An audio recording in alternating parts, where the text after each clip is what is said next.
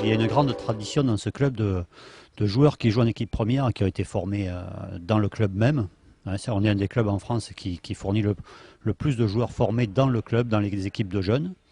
Ensuite, à une époque, dès que les joueurs sortaient du lycée, c'est-à-dire des sports-études de l'époque, ils étaient quasiment prêts à jouer en première division. Maintenant, le niveau du handball français a tellement progressé qu'à 18 ans après le bac, les joueurs ne sont pas forcément prêts. Donc il y a eu un besoin qui est apparu. Et c'est comme ça que sont apparus les centres de formation, où on a proposé un volume d'entraînement encore important à des jeunes joueurs pas tout à fait formés pour jouer au plus haut niveau.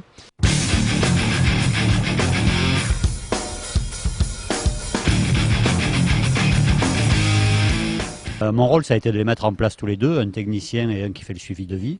Que certains joueurs du centre de formation s'entraînent avec les pros de temps en temps. Puis on met en place des formes de travail individualisées pour nos joueurs.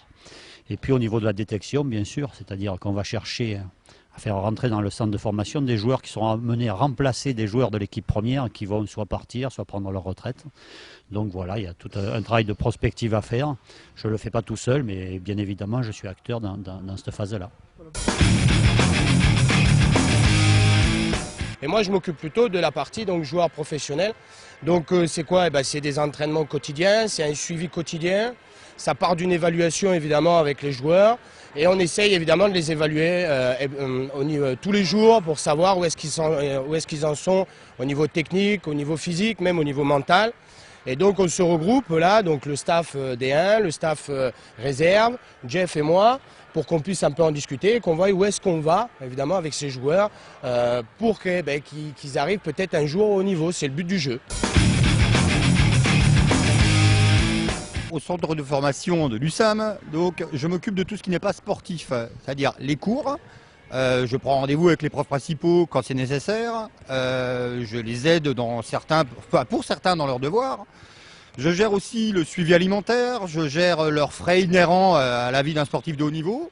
Et on essaie justement de leur inculquer des valeurs qui vont faire que pendant toute leur carrière, ils vont avoir besoin de ce suivi-là. Beaucoup sont appelés, peu sont élus. Parmi eux, Malik Boubayou et Jordan Perronneau ont signé cette année leur premier contrat de joueur professionnel. Clément Romero, encore pensionnaire du centre de formation, espère rejoindre bientôt la grande famille de l'USAM. C'est à force de jouer, c'était le but. C'est le but de tout joueur en fait, de rentrer dans le centre de formation pour intégrer après, si possible, l'équipe première. C'est le passage obligatoire. C'est énormément de travail tous les jours. On parle des entraînements, du physique. Donc je fais un BTS comptabilité. Donc là je suis en stage de 3 semaines dans le cadre de ma deuxième année. Donc à la fin de l'année je passe mon diplôme de BTS. Je suis prêt à faire des sacrifices, à faire des efforts pour y arriver. Donc.